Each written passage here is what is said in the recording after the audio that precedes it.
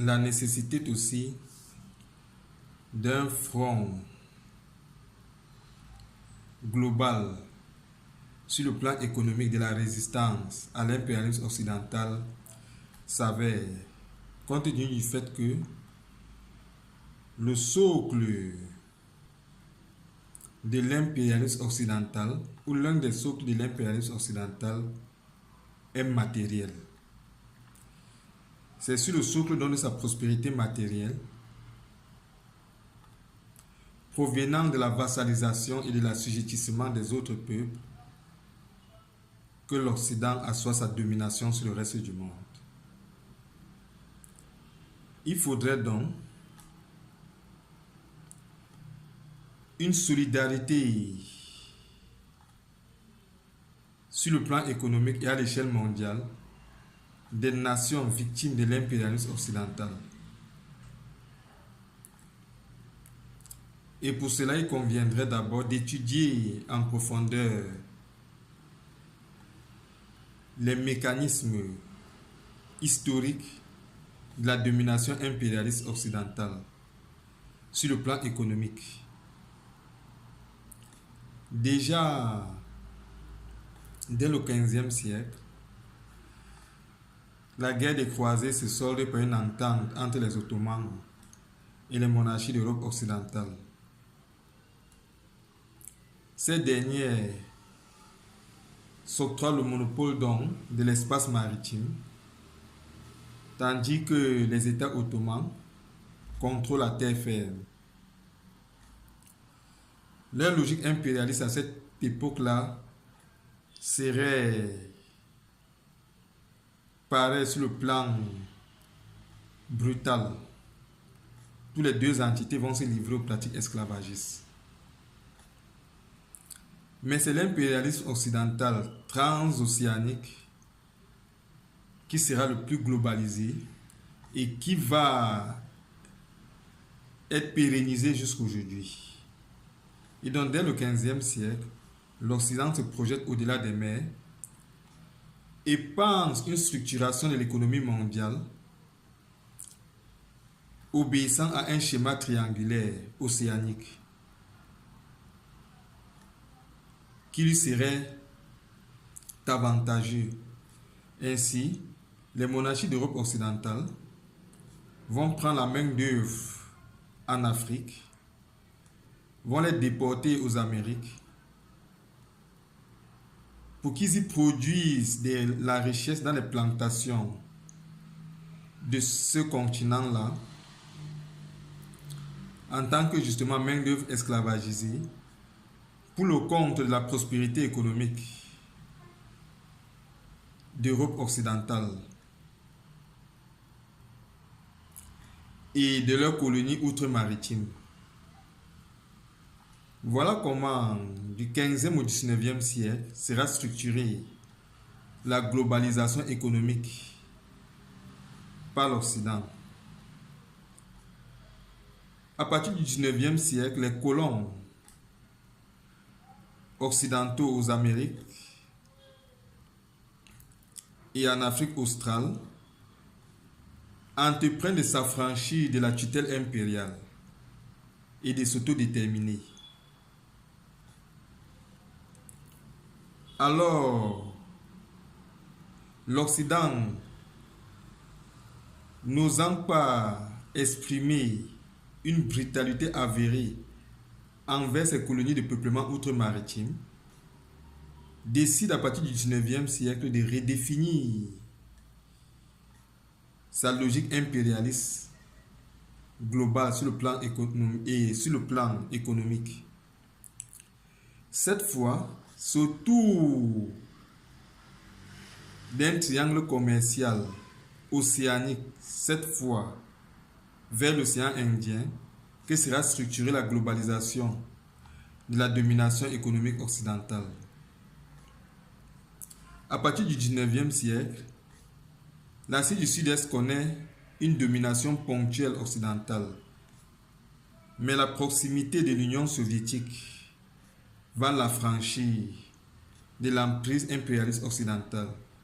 Cependant, sa masse démographique bien supérieur à ses ressources naturelles, va amener cette région du monde-là à être tentée, à être solidaire de l'impérialisme occidental et quelque peu à conspirer avec l'Occident dans sa logique dominatrice de l'économie mondiale. L'Occident, donc, de ce fait-là, trouvera le moyen, l'opportunité, donc, de se constituer un triangle commercial autour de l'océan Indien qui consistera à la spoliation des ressources naturelles de l'Afrique, qui sera privé de tout mécanisme infrastructurel de les exploiter.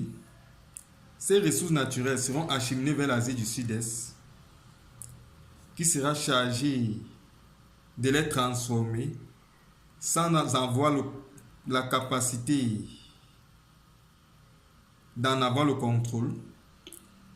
Et la transformation des ressources naturelles pillées en Afrique, en Asie du Sud-Est, transformées en Asie du Sud-Est justement, profitera au marché occidental. Voilà comment sera structuré désormais le nouveau triangle commercial occidental. Ainsi, l'Afrique, qui possède des ressources naturelles, n'aura jamais les capacités de les transformer. L'Asie, chargée de transformer ses ressources naturelles, n'en sera jamais en possession, puisque ces ressources naturelles sont contrôlées depuis l'Afrique par l'Occident. C'est au final l'Occident qui, possédant les ressources naturelles, organise sa transformation en Asie et en partage le bénéfice de la transformation en produits finis avec les pays d'Asie du Sud-Est. L'Afrique, possédant ses ressources naturelles, s'en trouvant délaissée. L'Occident va parallèlement convoiter les richesses naturelles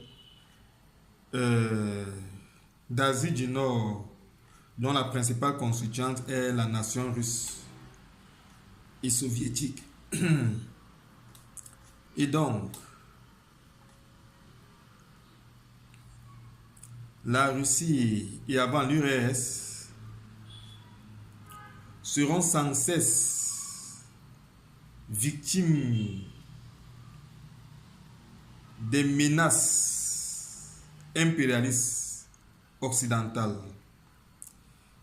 Ces nations-là seront toujours dans une logique permanente, défensive par rapport à l'appropriation de leurs ressources naturelles, convoitées par l'Occident.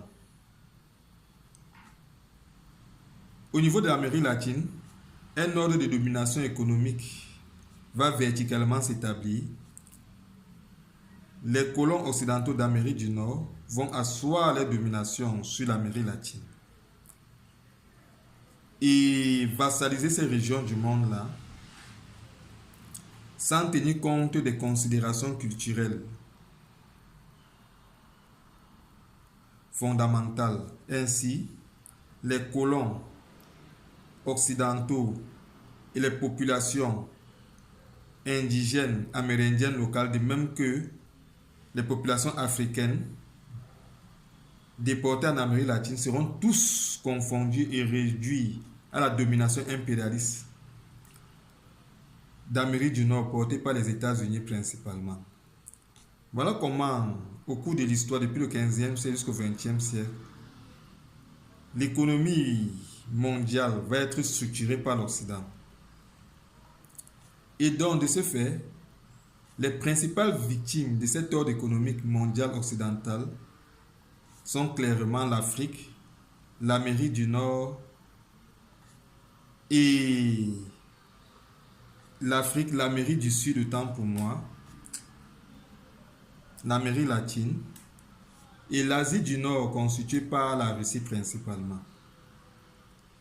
Il est important donc que ces trois zones géographiques spécifiques qui concentre l'essentiel des richesses naturelles mondiales convoitées principalement par l'Occident, forme une coalition et une solidarité mondiale d'un point de vue économique. La Russie, qui du fait de ses capacités militaires avérées, est parvenue à résister à l'assaut impérialiste occidental sur ses richesses naturelles, pourrait aider infrastructurellement l'Afrique et l'Amérique latine et les amener donc ainsi à se doter des capacités industrielles et infrastructurelles leur permettant d'exploiter leurs ressources naturelles, les défendre et les affranchir de l'emprise impérialiste occidentale. Il faudrait donc une solidarité russe à l'Afrique et à l'Amérique latine en vue de permettre à ces derniers de se doter donc des capacités technologiques leur permettant d'exploiter les ressources naturelles et de les protéger de la convoitise occidentale.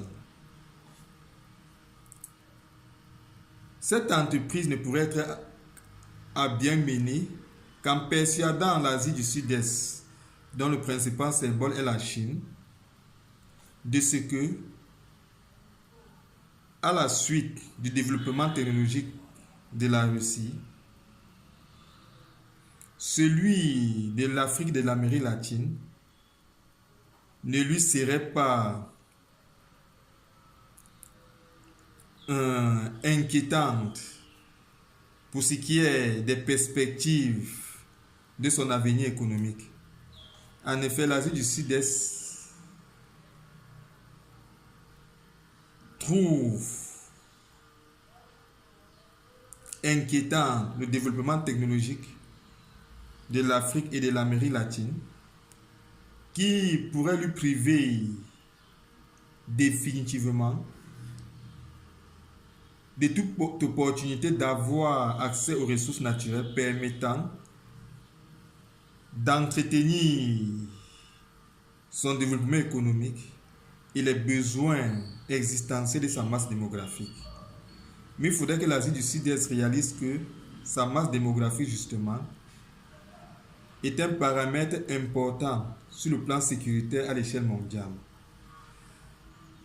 Et que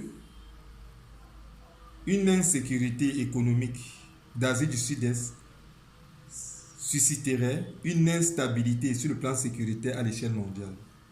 De ce fait donc, le développement technologique et économique d'Afrique et d'Amérique latine, à la suite de celui d'Asie du Nord qu'est la Russie, ne serait pas un signe d'un délaissement économique de l'Asie du Sud-Est qu'il faudrait toujours assister économiquement, même sans contrepartie.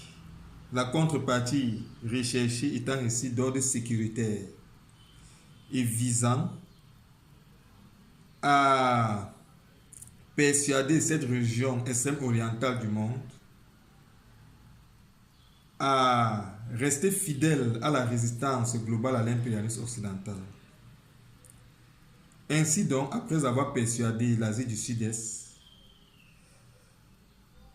de ne pas être inquiète du développement technologique de l'Afrique et de l'Amérique latine à la suite de celle de l'Asie du Nord qu'est la Russie, une solidarité asiatique, africaine et latino-américaine sur le plan économique pourrait être constituée, dont le fondement serait de sévrer l'Occident en ressources naturelles permettant sa prospérité économique, qui est le socle de sa domination du monde. Une fois cette coalition transcontinentale encadrée par des institutions politiques sous-régionales continentales constituées, la question monétaire à l'échelle mondiale devrait être posée. il faudrait à ce titre 2 zones monétaires hermétiques. L'une de ces zones monétaires devrait rassembler la résistance globale à l'impérialisme occidental et devrait regrouper l'Asie, l'Afrique et l'Amérique latine. Cette zone monétaire devrait être clairement séparée de la zone monétaire occidentale. Et le seul lien qu'on pourrait établir entre les 2 zones monétaires hermétiques serait l'or physique comme monnaie d'échange. Ce qui empêcherait l'Occident, comme c'est dans son habitude, d'effectuer des tricheries sur le plan économique basées sur le trucage de la monnaie, généralement ou notamment en falsifiant la monnaie souvent, puisque dans ce cas-ci, l'or physique comme monnaie d'échange entre les 2 zones monétaires n'est plus falsifiable. D'un autre côté, sur le prétexte autant pour moi des prêts illimités, l'Occident ne pourrait pas se constituer une fortune financière artificielle, puisque la quantité d'or étant limitée, les prêts que l'Occident s'octroyerait dans une dynamique de tricherie sur le plan économique et d'enrichissement sur des bases artificielles ne serait plus possible. Voilà comment pourrait être structurée la résistance économique mondiale à l'impérialisme occidental.